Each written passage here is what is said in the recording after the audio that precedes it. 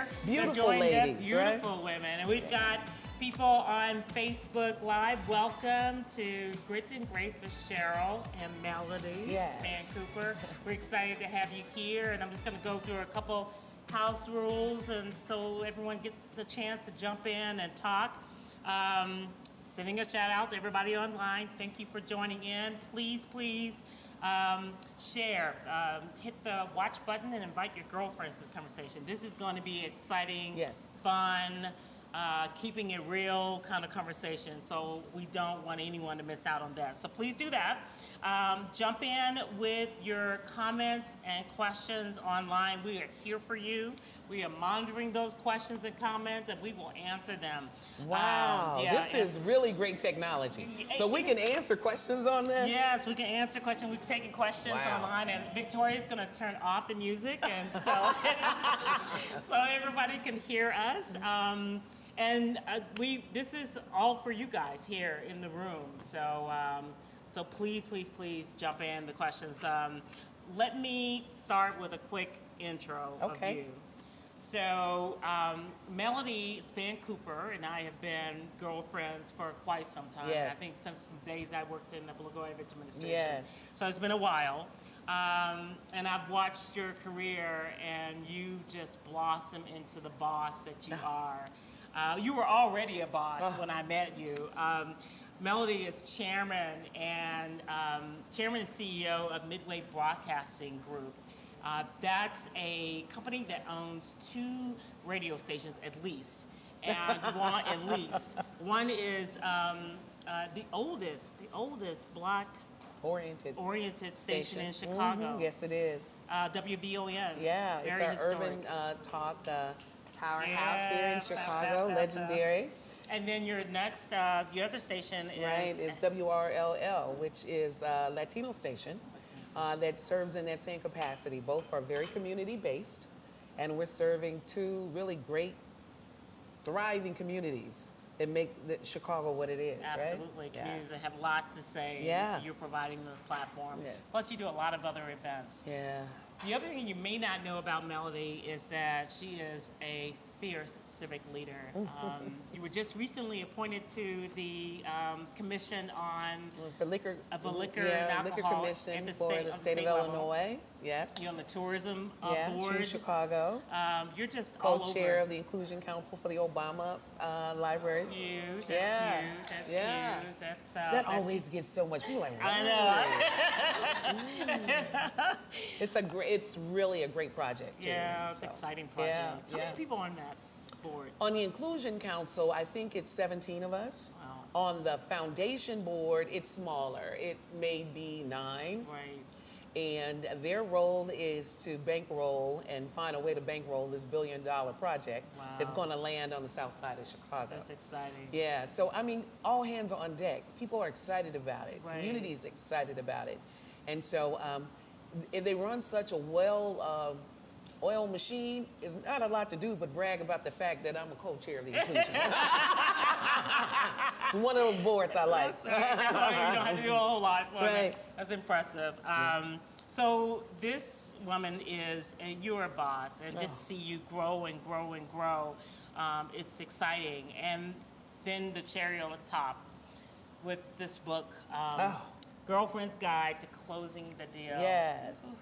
I read it. It's a page turner. Thank you. And I realized how much I wished I had had this book when I was in my 20s, in my 30s. Yeah. My niece Bliss, who's 8, she's ready to read this now. Yes, I'm going to send Bliss a copy. She's already a boss. Yeah, she's already a boss. Right. But this book, and I was telling you, I initially joked about how I needed it last year. Right. I was reading this book and I was like, golly, man, I should be doing this. I should be doing that. Right. So even now, which is why when we talked about what we talked about today, that the one thing that you want women to get from this book is that 30 should be the new 50. Exactly. And that's a little opposite. Right, of what we know, because we are always trying to be 30. That's right. That's right. So, but we want, in this book, I'm asking you to take your 30-year-old self and become 50. at the table of opportunity. Right. But let me just say this. I don't want people to feel like, ooh, you know, I should have had this. I'm still living my book. I had an episode, I think, just yesterday, and I'm trying to think through it, and I'm like, that's chapter 10. Right? Right. So I have to live my book, and it's there as a resource guide. Right. Where we go back, Cheryle, and say, you know, I can approach this situation this way with the hopes of getting this outcome. Right? Right. And so I'm so just... it was a resource for you, even It was still. a resource. It still feeds me. Right. And what was so special about it is, you know, people would often tell people who write a book, oh, you know, what does she have to say? What does she think that she has? All of us have a story. Right. Everybody in this room has a book. Now, maybe the world doesn't want to read it like Michelle Obama's book, right? Right. But if we can take something away from it, right? Right. And so I was so proud of this project. Not that I needed the world to read it, but I needed to complete it. Right. I needed to do something for myself. And as women, right? Think about it. We go to work, and we go to work oftentimes because we got to take care of our families, and right? We go to school because we need to get to the point where we can go to work and take care of our families. But what do we really do for ourselves? Yeah. And as a second generation entrepreneur, I realized that I really had to be jacked up not to be able, right, to handle what my dad had laid out for me. But what did I have? And this book showed me that I got a little something, right? You got a lot of something. Yeah, I got something. There's so much in this book. I wanted to focus. This is going to be fast-paced conversation. Yes. Fast-paced. There's a lot. And I decided to focus on 4 things. Okay. 4 things. You should have told me ahead of time. You know it. You know the material. I was fascinated about the chapter of the queen of the circle, being the queen of your circle. Right. And why maybe that's not such a great thing. So right. maybe you could talk a little bit about that. Because, you know, we're taught, like, you know, right, you want to be the queen of the circle. Right. Well, you know what? That is the chapter. I'm so glad that Tashawn and I started with that chapter because it resonates. When women stop me about this book, I love the queen of the circle. So I brought this up because very early on, my mother was a homemaker, right? Because, you know, my dad was this legendary disc jockey here in Chicago, and so we were pretty middle class, which afforded her an opportunity to stay home with her kids. But my mom was a 17-year-old bride who I think after a point started resenting it. And she did not want my life to be hers, right? And so because of, you know, I had so many friends and still do, and because when I was younger and because of my dad, who he was, we had concert tickets all the time. We could, you know, it was fun being my friend. We'd go to, there was this place called Fun Town. Some of y'all probably remember Fun Town. In Chicago, right? My mom would load the whole community up almost and take us to Fun Town, right? So we went to see the Jackson 5. We'd go see all these concerts, right? And so I'll never forget, my mom had box seats to the Jackson 5. I got to take 10 of my favorite girlfriends from my neighborhood. And so we go to this concert, and 3 days later, I'm still raving about my husband, Michael Jackson, right? And outfit I had on, this was the best night of my life. And my mother said, Melody, you have become the queen of your circle. And I'm like, that's not a bad thing to be, right? She said, but now it's time for you to find a new circle. I'm like, Ma, what are you talking about? She says, I want you to find somebody to take you to see the Beatles. I'm like, who wants to see the Beatles, right? But what she was basically saying, Cheryle and ladies, is when you become the top dog in your group, there's no growth for you there. You maybe become less ambitious because everybody is, oh, Cheryle is this, and oh, my girl, Cheryle has everything, and Cheryle, can you help me do this? But who helps Cheryle, right? And so my mother would talk to me about that quite often in my life. And so as I began to build relationships, I intentionally started forming cells of friends where I wasn't a big deal. And what I found out is I learned the most from those circle of friends. When I'm not the big deal, when I can see them aspire and have, it made me want to achieve more. And the circles that they allow me in connected me to so many other people who could enhance what I was doing. And so that's what the queen of the circle is about. You have to take inventory of people you spend your time with. And not that you get rid of your other friends now. That's what we're talking about. That's one question. It's like, do you abandon? Oh no! My friends from because I'm in your right. current you circle. ain't going nowhere, right? you still inspire me. No, but you inspire me, right? Right. And then there's a group of us. I talk about the ICs in the book, which are your inner circle friends. ICs, right? Like the that. ICs, Yeah. and that's where you share your innermost, right? And we get together and we go through things together, right? And we correct one another. That's right. And we laugh and we don't judge. And if we do judge, you're judging. We started this thing in our group that says, I'm going to apologize now when I tell you the truth about what you're doing, right? Because people get sensitive. Oh, you hurt my feelings. Stop that. So I'm going to apologize now because I'm getting ready to tell you the truth about your stuff, right? Right, that's right. So you have your IC. There's different levels of friendships. Right. And it's important, ladies, that we take inventory and find out who best serves us. That's right. You don't have to get rid of anybody. You just have to know who they are, Right. And be ready to go in motion with them, Right. to elevate yourself. There's nothing wrong with that, right? I wrote a blog earlier this year, and it was called "Who's in Your Power Pack?" Yes, and that's it. it. It's about assessing who's in your group, and either they are giving you power, life, and energy, or they're draining it. And I think the challenge is that we know the drama, and we know how to skirt the drama and see it and skirt it. Sure. What we don't really pay attention to is people that are in your life, they're just kind of low-key draining you. Mm-hmm. You know, they're not really adding anything, and they're in the background like an app. You know, you have the apps on the phone that drain your battery. Right. That's what you have to look out for. So this, when I think about the queen of the circle, of my circle, I think about my power pack. Yeah. And, but you're taking another level. Basically, have people in your circle that cause you to stretch. Yes. Stretch. You have to. Grow. You have to. We got a couple comments from online. Oh, wow. One from Miss Kai Love. She says, now that's the word, new circles, new levels, and there it is. Larger circles don't need to let smaller fish in. And from a Mr. Gaius Robinson, he's wondering if men can follow your advice too.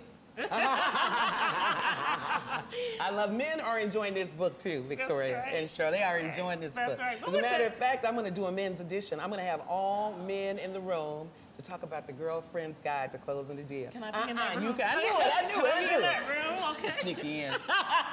Right, my girl. Right. That's a great comment from Kai Isn't Love that? about what was it about? Be a fish in a big. She says, larger circles don't need to let smaller fish in. Wow. Larger circles Don't need to let. We have to marinate on that. Oh one. yeah. Okay. Include I that think in your she book. was talking about mentality of people. Right. What is the mentality of people in your circle? You know, sometimes everybody just ain't cut out to hang out with the girls, right? That's right. Don't make them bad people. Just make them not for the big circle. That's right. That's right. But I do think that, and that's what I want everyone here and everyone online, is I hope you brought some paper and pencils and you have a moment, but just to write down, take an assessment of who's in your inner circle, and just think about it. Not how you can abandon those. No, never. But how can you expand it or create an additional circle where it feeds a different part of who you are. And you know what, grow. interestingly enough, whenever I've talked about this, I've never talked about this part. Some of your friends will resent that. Some of your friends will resent you pulling away, right? Your growth. You're It's right. not you're pulling away, you're growing, Yeah. right? And they will come to resent that. And it's often interesting how you must handle that. Right. And sometimes it does cause a separation. You know, I've heard of Iyanla Vanzant say people are in your life for a reason, a season, or a lifetime. Wow. And you got to honor them wherever they are. That's right. right. If That's you're in right. integrity in it. So. That's right.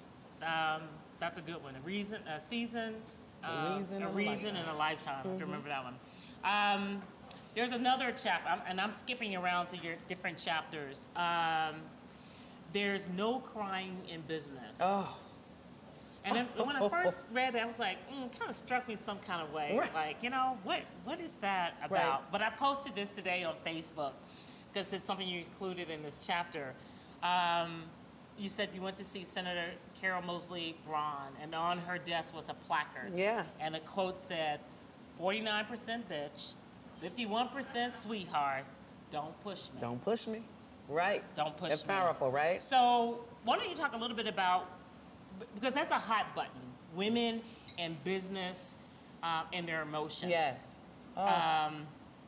That's a big hot button. I Did know. you see Fiona Hill and during the impeachment hearings? Yes, right. And she explained to a room full of men what it means when a woman is told that she's being emotional at work. So offensive. It was so offensive. She clean clocked them so I good loved on it. that one. I love that. I loved it. I love it. So But tell me what you mean by that, and So- talk about the X-miss factor. oh, the Xmas factor. So I really battled with whether I was going to put this chapter in the book because I didn't want to. I realized that my company is small, and maybe it was not something that is experienced everywhere, right? And so I wondered that if I shared my perils with mostly other women, and me being a boss, would it resonate? Right? Maybe this was something that was just happening to me. And I'm telling you, women have been like, yeah, I know that girl. I know that girl, right?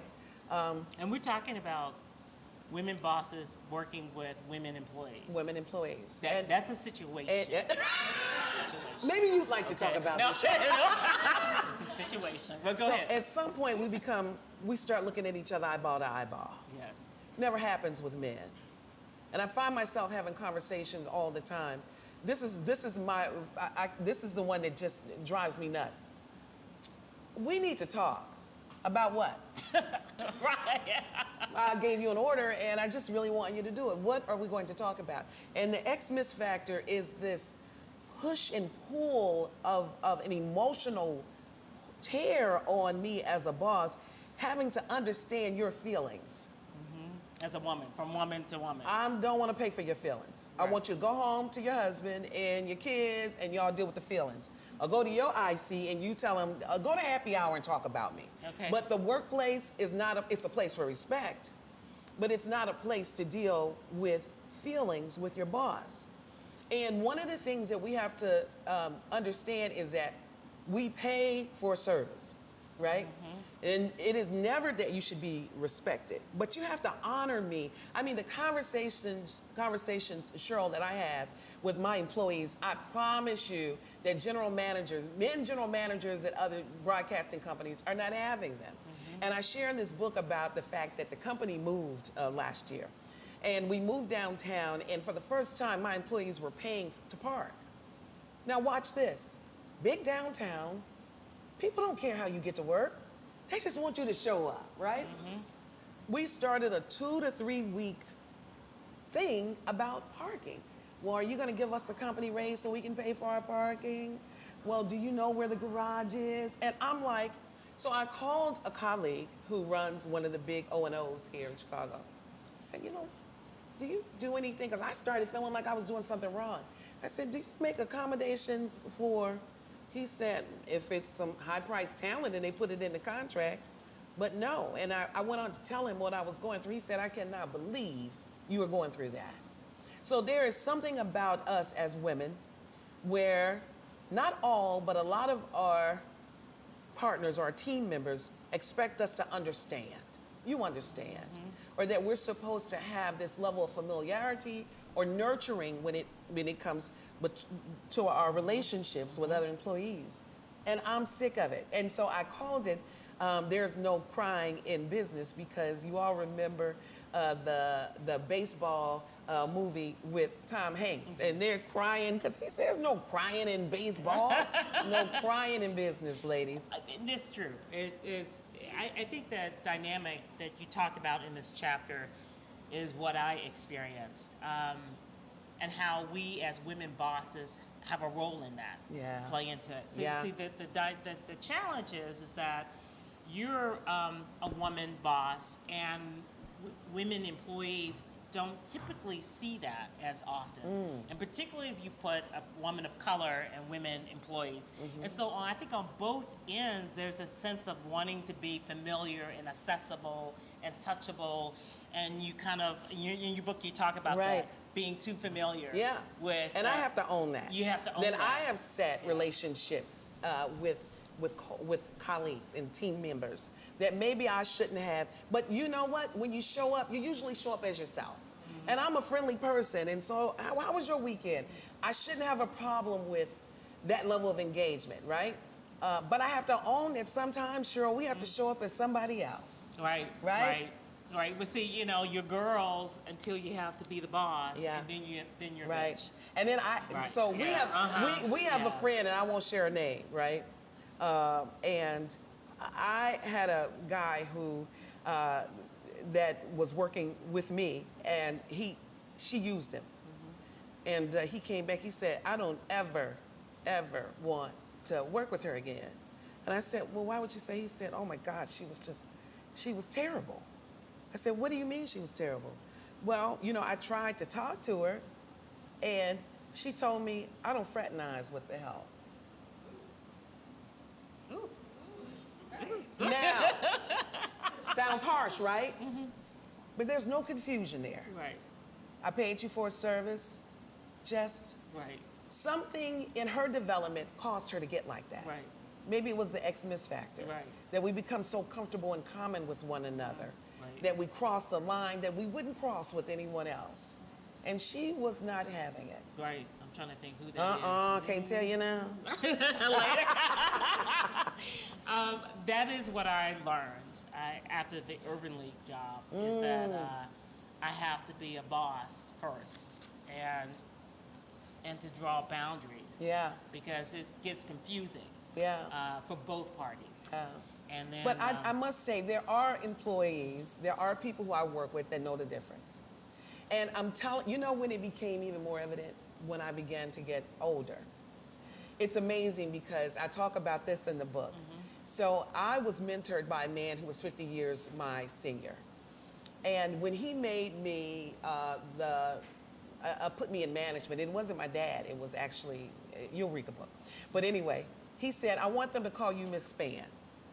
I was 27 years old. I'm like, no, nobody's gonna call me this. Some of these people are older than I am. He used to say, "You better make them call you Miss Spann," right? But I was always Melody, right? And now, in hindsight, I understand exactly what he means. Talking about. But watch this. Now that I'm mature, some of the younger members of my team, they don't call me Miss Spann, but they say, "Hi, Miss Mel." Right. Miss Mel. There's a level of respect and just something that's simple, right? And so we really have to show up and decide and be intentional in how we want to interact and our businesses. Whether you're the boss or the employee. That's right. Because I think sometimes supporting women, you talk about this in your book, is not, you have a woman boss, don't have a different standard for her that you wouldn't have for anyone else. That's right. Anyone else. That's right. A male boss. That double standard for female bosses is real. We've got a couple more comments online. Okay. I Comments wanna make online. Sure they jump in. From Miss Wanda Morris, she's been saying she's loving this word. Hats off to both of you. She said, put the friend to the side and do your work, and you need to know the difference between like how to support one another. And Yes, then from Wanda. Miss Lisa Bly Jones, she said, trying to strike a balance between being personable and being approachable, especially when you're dealing with foolishness, can be difficult. Yeah, right. How do you deal with So that? right. Striking the balance between personal and professional. Let me tell you how I've gotten in front of it. Now that I've learned this lesson, I attempt to be more clear in the onboarding process of who I am and my expectations, you know. And I start off with this: I am not perfect, and I am human, right? And I've been at this company long enough to know what works and what does not, right? And as much as I want to, I'm still working towards perfection on my own self. I'm not, but I am your boss. And so here are the things that make me uncomfortable. But I'm fair because I'll ask, what makes you uncomfortable? You know, what are the things that may not sit well with you? And I'll try to honor that, you know. But I'm understanding, Cheryl, that oftentimes it's best taken care of on the front end. Front end. And then every once in a while, do a temperature check. You know, Right. hey, how's it going? How's your experience here? You know. Right. And I think this is a good time to do a temperature check. So what I'm trying to do is give everyone an assignment at the end of these chapters that we talk about to sort of help them be intentional about following up on some of this. So, for instance, this one. Identify a working relationship where you need to be more strictly business focused. So you need to maybe focus the relationship in a more business way, whether you're the boss or the employee. So basically take a moment, I'm asking everyone to take a moment, think about the relationships, the professional, the working relationships in your life. And whether you're the boss or you're the employee, which of those relationships would benefit if you would be more focused professionally? An example, I had an employee, an assistant once that came in and, you know, she's funny. I'm like you, I'm sure. Right. Super, I can't help it. I talk to everybody, Uber driver, it doesn't matter. Right. So, but she came in one day and she was like, oh, your little outfit you get up. She's like, I see you're in a diva mode today. And she kept saying, throwing this diva thing around. Right. Okay, so here's the thing about the diva word, because it's loaded. I realize it. If it's coming from your friend, it's a term of endearment. If you don't know me, and you're just, know nothing about me, and you throw that word around, it's pretty loaded. Like, you're trying to say something here. But because she had become so familiar, and I certainly fed into that, then I had this dynamic that she wouldn't not have had with a male boss. So think about those relationships, and those relationships keep you from advancing or from building teams that are high-performing teams or advancing on your job. So think about relationships where you could be professional, be friendly, but professional, so that you're more productive, more effective, and higher performing. So that's why I wanted to give people a takeaway from that list. Just make this short list, relationships that would benefit from you being strictly more business-like. The next question that I had is, we talked about cleaning the circle. I love this chapter. Use your fan base to close the deal. Oh, yeah. First of all, before we delve into this one, talk a little bit more about what you mean by closing the deal. Because some people might think, oh, it's a business opportunity, contract that I'm trying. What do you mean by closing the deal? That's a great point, because as I began to wrap this book up, I was like, what will the ladies take away? The deal is you. Let the cat out the bag. The deal really is you, how you're showing up in every situation of your life in order to close whatever deal you're in, right? And so what was your question again? My question? Yeah. I hadn't got to it. I wanted you to explain what you meant by close the deal. Use your fan base to close the deal. So to get what you want. Yeah. Okay? So I want you to talk about, in the book you talk about I statements and you statements. Yeah. And how to use them in networking. Yeah. And how do they help you close the deal? I love that. I statements versus you statements. I love this. So people network, right? We're always going, I'm going to a networking session. I'm going to a mixer, right? And people don't realize that because you're in a room, you're not networking. Because you went to the dinner and you went to the Urban League dinner, whatever it is, you're not networking, right? Or because you asked somebody for something. Right. Okay. Right. It's just, so I talk about strategic networking, right?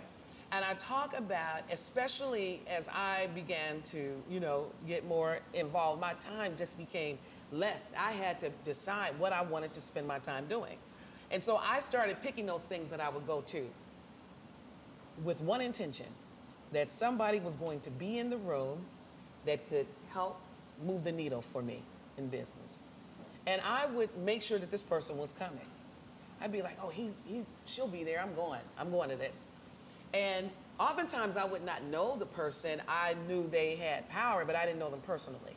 So I always Googled the person because I just was ready for the encounter because that's what you want is the encounter. And here's where we often make the mistake. Our mistake comes with, hello, I'm Melody Spann Cooper, and I own Midway Broadcasting Corporation, and I would love to meet with you so that we can do business. No. A person of power and prestige has heard that line probably 30 times before you got up, right? So, in the book I write, that first encounter should be less about you and more about them, right? I'll give you a perfect example. I think I might have told you this. Did I tell you my Jamie Dimon story? No, okay, let me tell you my Jamie Dimon story. This is a good story. Wow. So you all know Jamie Dimon is the chairman of Chase, right? So he was in Chicago. He was based in Chicago very early on, right, with Chase. And one day on the front of the Sun-Times, it says, this man made $44 million in one day. This man made $44 million in one day. I'd been in a room with him before, so I knew him, you know, to see him, I knew it was Jamie Dimon. So I'm at a restaurant on the day that the day after he made the $44 million. It's on the front of the Sun-Times. I'm sitting in a restaurant and up comes 10 chauffeur-driven Cadillacs, right? So you know it's like, who is this, the Prince of Mubabi or somewhere? Right, who is this? And out jumps Jamie Dimon and his entourage. And I'm sitting there with two of my friends who are also businesswomen. I'm like, that's Jamie Dimon. Get the hunch. Right. So he comes in and his entourage comes in and they go in the back and they're eating.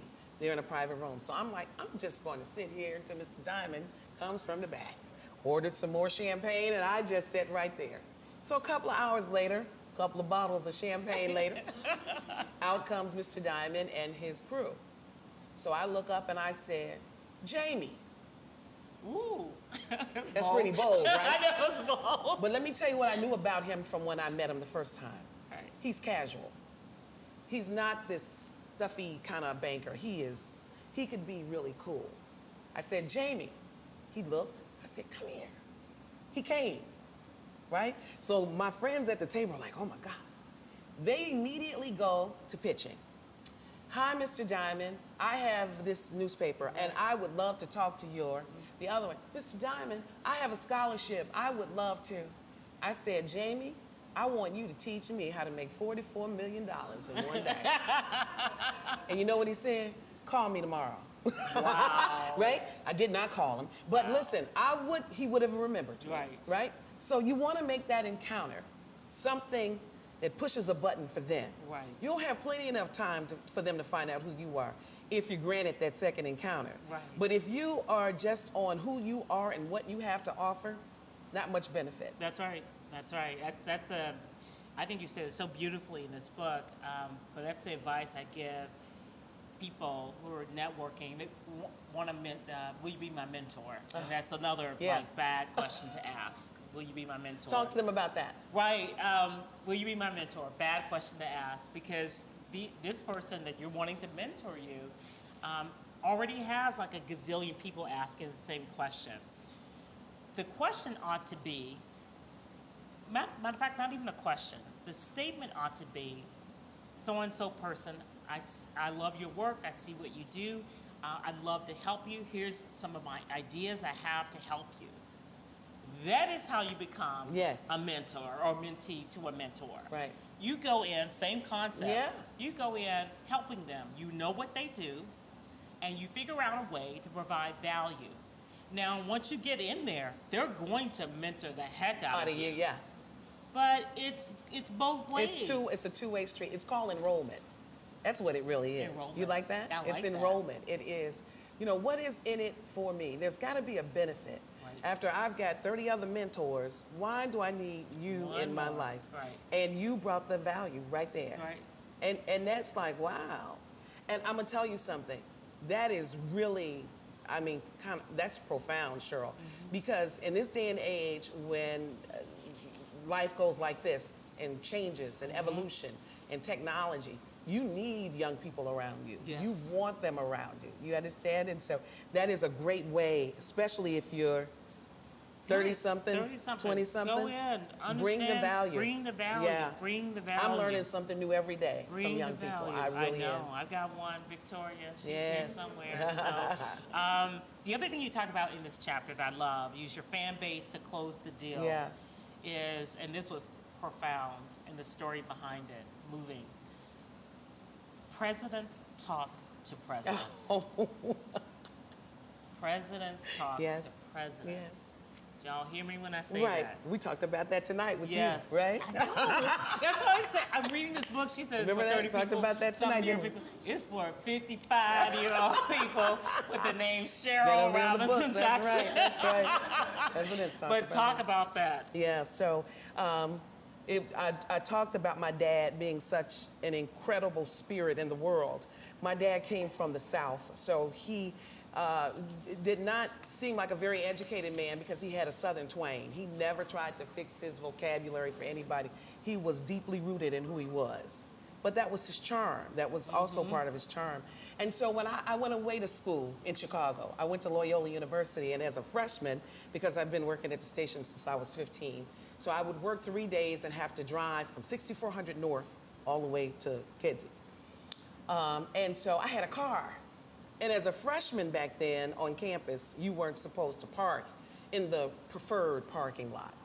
But because I came in late at night often, you know, I'm like, I need to park here. And there were certain exceptions, except for the head of security, who was a woman who didn't care for me.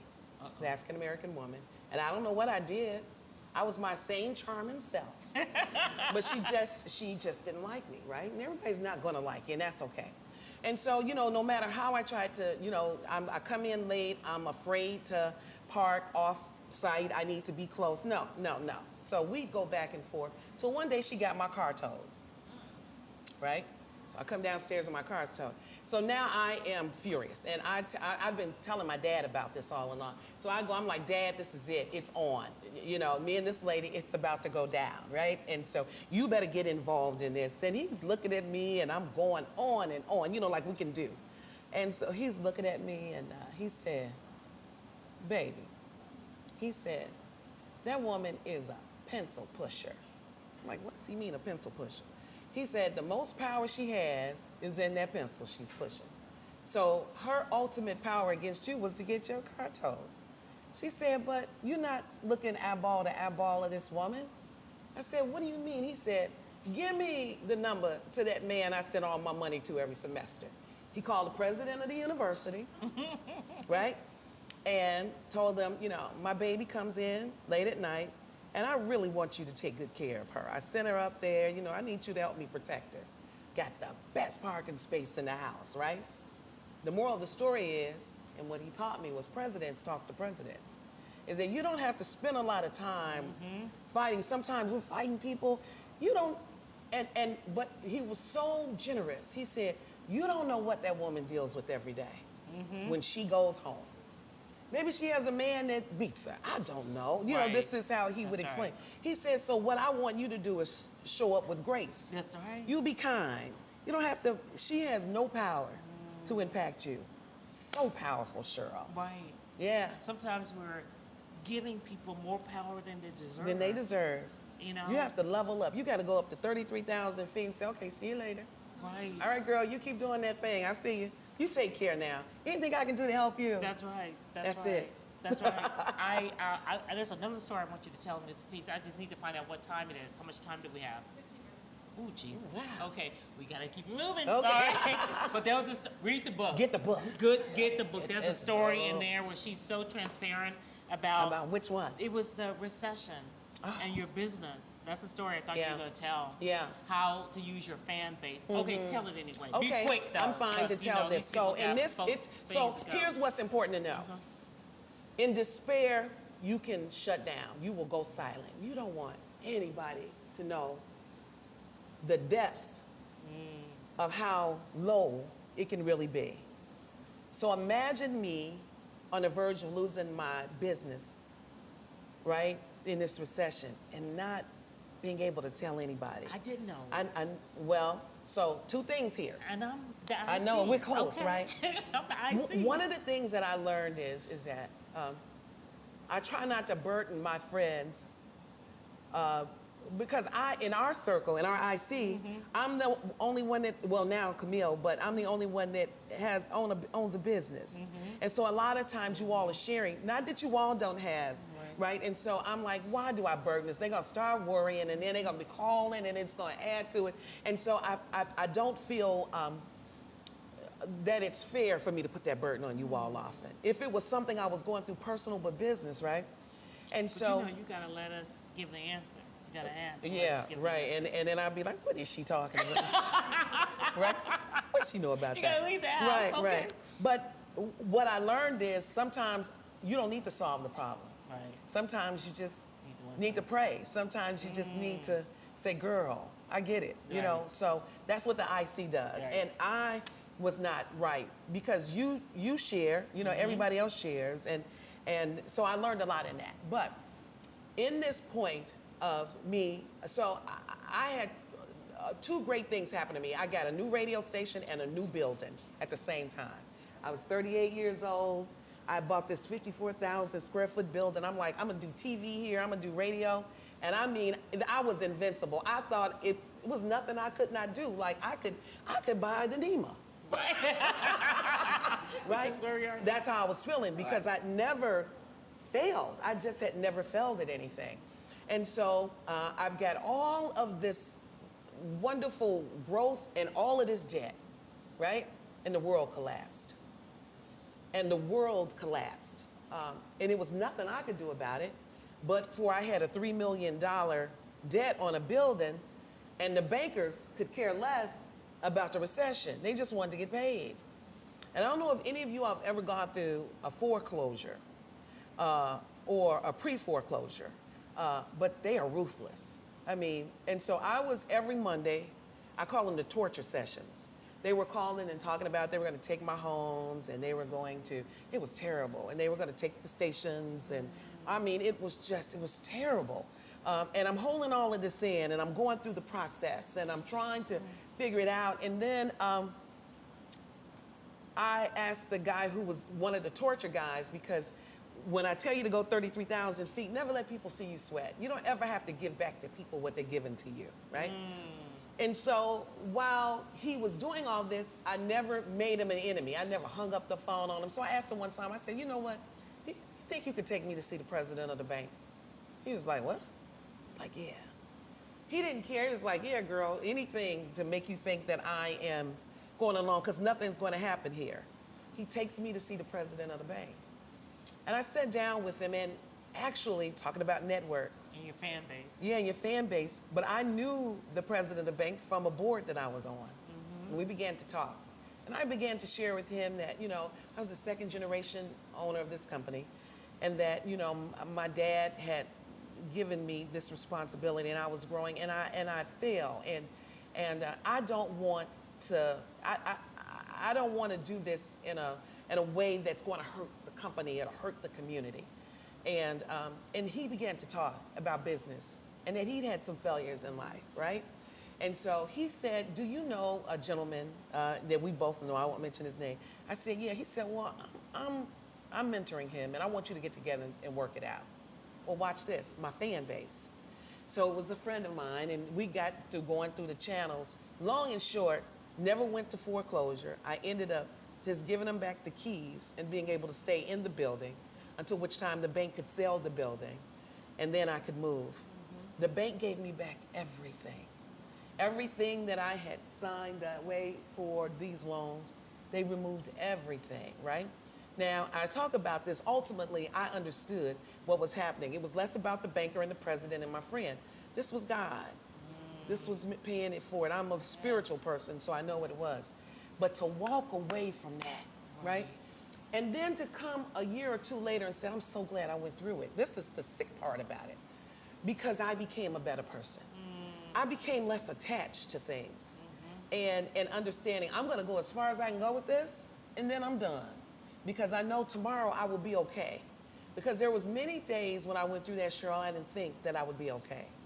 or that I want it to be okay. So we all go through the valley. Right. And so I'm just getting able to share it because I could not tell anybody. Do you know I didn't tell my mother? My mother never knew. What? No. My mother never knew. I never knew. And then, right, and so, but what I found in my silence was my voice, was my voice in it, right? And so we are going to go through, there's nobody in business who has not gone through something. I'm so glad I went through that. I'm a Right. better business person, right? Right. And It so teaches you things. It teaches you things. And then Yes. you walk in my new office. Right. Oh, It's beautiful. oh my God. Beautiful. And you realize that's God in it. I Right. needed to move. Yes, you did. You needed I to needed move, to. I needed right? that. I needed that water. I needed needed to- to be closer to home. That's right. I would have never done it had I not been forced out, right? Right. And He still did not allow a hair on my head to be hurt. That's amazing. that amazing? Story. That's amazing. Yeah, story. yeah. And how you use you My- converted people to your fans. Yeah, right. You use your fan You base. got to use your people fan base. You to got help to. you. You have to ask for help. Right. You have to get to the point, and you have to be honest in it, and be less concerned about what people are going to think. People are going to think what they want to think, right? As long as you are integrity, there's always a phoenix rising. That's It's right. always yes. Oh, I received that word. You like that? I love that. I love that. And I wanted to just kind of leave this with everyone here and Facebook as sort of an assignment from each one of your Okay. nuggets.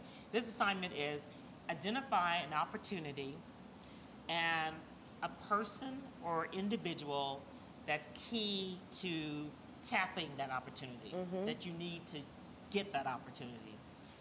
Write down one thing that you can do to help that person. So this is going back to that networking Yeah. and converting people to your fan base, using your fan base. Get that list. Just not a list, one opportunity. Who's that person that's key to getting that opportunity? And then figure out what value can you bring to that one person. Start there. I love that. Start there. And can I just add one more thing to that? Don't discount anyone. I think so often we go for the big fish. We think, oh, if I get to talk to Oprah, oh, if I get to, right? Everybody, who does not want to go out with Oprah, right? But maybe it's not Oprah. Maybe it's somebody else that's just circling, that's dynamic. That may be somebody at, if you're in media, I always think of media because, of course, I'm in it, at NBC, or maybe it's somebody in banking at a place that, everybody, who would not love to talk about investments and sit down with Melody Hobson, right? But there's other young Melody Hobsons out there that could benefit you so much, right? And so, Be open. Be open. Be open, right? Be open. Be open and don't overlook. In the last 5 minutes, I just want to add in a couple more Facebook comments. Uh-oh. Facebook in the house. We are thankful for Facebook. Michelle Robinson McKissick has been loving the energy of this talk, and she really appreciated where you said, what I found in my silence is my voice. And then we've got, once again, Sharice L. Precious saying, nice. Wonderful. Well, I would love to hear some ideas from you at Facebook. We got I'm one sorry, more? I think that was actually Bliss's comment. What I Yes. I'm a little Bliss. confused, but either way, go Bliss, go Michelle. We appreciate all the comments. We're taking Bliss, my niece, around to women empowerment events, to Yes. lunches, and she's all fired up and ready to go. Amazing. But I'd love to hear, we'd love from Facebook to hear some of your ideas, anything that's kind of sparked your imagination, just this talk, or anything you want clarity on. I have a question for Melody. Please ask. I think there's the chapter called Real Deal. Boundaries bring value. Can you just really quickly, because I want to end with your self-care journey. but Okay. Really, boundaries you built, and that Michelle Obama story. Oh my God. This girl right here is friends Oh with my Michelle God! Oh, Obama. get out of here! We're two Southside girls, and I mean, don't start calling, talking about. Can you tell Michelle? This is not that kind of Value, friend, we talked right? about that value, okay? Not that kind of friend. I don't have the direct line, okay? But I talk about this interview that I had when Michelle Obama was coming into Chicago, and Michelle and both Barack president and the first lady, has always been close to our station, right? Because the president actually used to sit in sometime and host some of our talk shows, right? When he was becoming his state senator and community activist. When he was becoming. When he was becoming. Yeah, I love that. I didn't even mean to put that together. becoming. And so when the book came out and she was coming to Chicago, she called and was going to grant the station an interview. And so I have a bunch of talk show hosts, and I'm like, this is going to be a problem because everybody's going to want this interview. And her team called back and said, nope, she wants you, right? And I'm like, right? So out of all your talk show hosts, she wanted me. She said, no, you come. And so I set out to go and interview her. And this interview was at Whitney Young. They opened up the school for her on Veterans Day. And prior to doing the interview, she called in 20 young ladies from Whitney Young, and she sat down with them. She wanted, and they could talk about anything, right? So I'm so excited. I'm like, you know what? Something's gonna happen bad. So I got a sound man. I'm like, you gotta bring a miniature radio station to this. So we're the only ones with all this big equipment. I could care less. I was gonna get this interview, right? And so we set up in a room, and we got there on time. And so an hour and a half later, the first lady shows up, and she decides she wants to talk to the girls first. And they were like, she's gonna spend 20 minutes with the girls. Well, she spent 2 hours. So now I'm 4 hours into it, right? And then 4 hours waiting, right? And then she went in and she had to do some other official stuff, and because there's always a bunch of people around her, right? And so finally, maybe an hour and a half after that, in walks Michelle Obama. And you know, this thing that God gives us all, which is special, she's just got it. It's an elegance.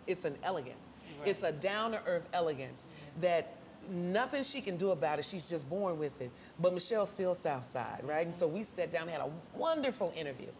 And then we wrapped. She gave me about a half an hour. It was only supposed to be 10 minutes. And then we left, and I'm riding in the car. I'm like, wow, 6 hours. 6 hours. How blessed I was to have to spend 6 hours, to spend half an hour with the First Lady of the United States. And she didn't come in and say, girl, I'm so sorry that it was an inconvenience. It was an inconvenience. But most people, we begin to apologize if we're 15 minutes late. Cheryle, I'm so sorry I came up here late. But what I learned in that lesson was, I can be nice, but it's gonna be on my terms. Right. And I learned that from the First Lady. But let me tell you how I'm using it. It's the holidays. And I'm gonna be leaving town for holidays for a very long time. And I'm looking at my schedule, and my assistant has just filled this schedule up. Everybody who wanted to see me in 2019, who's run out of time, is on this schedule. I'm like, girl, what are you doing? Are you trying to kill me, right? And so I sat back, and I immediately start drawing a line. So she looks at it, she's like, what is this? I can do a phone call with them. They don't have to come in. And I want to do it on this day while I'm away. Because they want to spend, exactly. Right. So I encourage you to don't overdo it. Don't run till you're so worn out, trying to make everybody else happy and to fulfill everybody else's goals for you, right? Put a limit around yourself. Do a temperature check. Have I taken some time? Have I spent some time with Melody? Maybe I'm not going to do 5 meetings leading up to the holidays. I'm going to do 1 or 2. And those meetings have to be for my benefit. Right. Everybody else, I'm going to honor them, right? But I'm going to do it on my terms. And that's what the guardrails are about. And that is about the self-care through the journey and understanding those things. That's right. Boundaries, and why boundaries bring value. So here's the assignment. Okay. Identify one, this is from your book, I got this. Identify one extracurricular activity that's not directly aligned to your purpose. Ooh. Commit to scaling back or exiting from it altogether. Just one extracurricular. Just write it down, give you a moment to marinate. And I know it's 8 o'clock because Victoria just told me it's 8 o'clock. So, but then I'm gonna end on this note, and while I'm ending on this note, I'd love for Facebook to throw some ideas out there, because it's going to help other people who are reading the chats that are in on this chat to get them thinking about how to reprioritize their lives. This is the perfect thing. I wanted to end on your chapter, Self-Care Through the Journey, because, you know, I'm all about grace. Yes. Practicing grace with ourselves. And we're all about your event that's coming up in June. That's right, in June. I'm putting it out there. It's June, right Grit now. and Grace Day. Yeah. But, so thank you for see how girls absolutely. get each other's back. You saw that, right? Right. Okay. I wanted to end with this is a great chapter. I love the quotes that you open up each chapter with. Thank you. And Anne Lamott is one of my favorite writers. Yes. And the quote that she used to open up the self-care through the journey chapter was this: almost everything will work again if you unplug it for a few minutes. Yes. Including yourself. So it was powerful. That's it. So you have 4 areas that you want to focus on, that you give. And I want you to talk about what made you, and then I'm going to ask you to give one quick sentence about each of these 4 areas. What was your pivot to realize your workaholic nature? It was time to change. The death of my friends. I started losing high-powered women in powerful roles, and they were dying, breast cancer, falling dead, aneurysms. Too much. We go too much. And this last one, I'm like, you know what? Nope, not gonna happen. Not gonna happen. I'm gonna stop because I realize that the world will go on. You will find a way. Chicago's gonna find a way to go on without melody. Okay. It won't be as fun. But right. Won't be as But fun. it will be fine, But right? it will be fun. So here are your 4 things. I want you to give one sentence. Oh, I'm hard-headed, aren't I? No. We're just gonna go through this Okay. real. You've been Okay, go great. ahead. But this is like, you know, I don't know, some game or something. Okay. Get to know you. Take time. These are your 4 points. One, the first of your 4 points is making time to get to know you. Right. What do you do there? What do you mean by that? I have gifts and things that I love to do outside of anything I ever imagined that I would. I think you are an incredible interior decorator. I want to be you so bad when I grow up. So I'm trying to learn I love flowers. So I'm decorating flowers and checking out, I'm doing things that have nothing to do with my madness. That's right. Yeah. Take time Yeah. to focus on feeding some- other parts of who you Yeah, are. Even right. if it's just an hour. Yeah. That's what you said in And your book. even if it's the most ridiculous thing you ever thought about in your life, the thing that I promised myself I'm gonna take off my bucket list over the holiday, I'm gonna create a recipe from scratch. Ooh. Think about that. Just get some stuff and just see. What happens? And then make my husband eat it. Could turn out great. That's right. That's right. That's right. Okay, the second one is stepping outside your comfort zone. You talk about how we need to do things to step outside your comfort zone. Yeah. So give some examples. Oh my God. Go skating. You know, do something crazy. Run a marathon. Right? Well, that's in your comfort zone. Right. But I mean, charge yourself to do something amazing. You know. I love your one idea. Make a reservation for one at a fancy restaurant. Yes. Yes. That's a great one for the holidays. Go to the airport. Let me tell you, this was my joy. I went to the airport one time on my way to Vegas and upgraded my ticket to first class. Girl, you talking about a girl with an attitude. Now look, it was only great. It's not that I hadn't I hadn't been in first class before, but I had no intention to do it. And the surprise factor of it was, and that I could, right? Oh my God, how much fun is that? I'm sitting up there for 3 hours, stuff like that. Play as hard as you work. Oh, yes, yes, yes. Play as hard as you work. Yes, yes, yes. So when we go on our trips, Girls trip. oh my God, we go on some girls trips and we go see J-Lo and we go see Janet Jackson and we're dancing and we are ridiculous and we are in swimsuits some of us shouldn't be in and we are doing cartwheels and we are girls. We're just little girls again. Right? Yeah. Just letting our play hair is down. and make time for that. We tend to push those things back. Right. The time we came to Memphis just on a Yes, whim, on a just whim. on a week and went to museums and stuff. Have fun. Plan a girls trip. That was your fourth one, is plan a girls trip. And so here's the assignment, the takeaway. We're wrapping up on this. Identify which of these 4 self-care steps that Melody lays out in her book. Get to know you, step aside your comfort zone, play as hard as you work, and plan a girls trip. Identify one of those areas, one of those steps, and commit to it. Then email your buddy, your accountability partner, I love and put this. a deadline to it. I love this. That is your Christmas gift to yourself. Do that. Don't nod your head, okay? Right. I'm watching people in the room here nodding their head. But let me just tell y'all this. If y'all plan a girls trip, 3 days max. That's all I'm saying. Because you about ready The to go. first one to leave every time.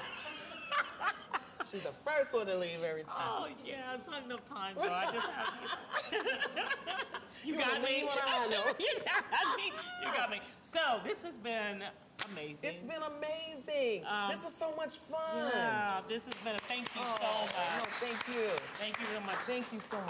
I have gifts for everyone here. You get a copy of Closing the, and Melody's going to sign it. Yes. I'm going to crank up the music, have some wine. So those of you on Facebook, y'all, you need to come here next time. You never know what you're going to get.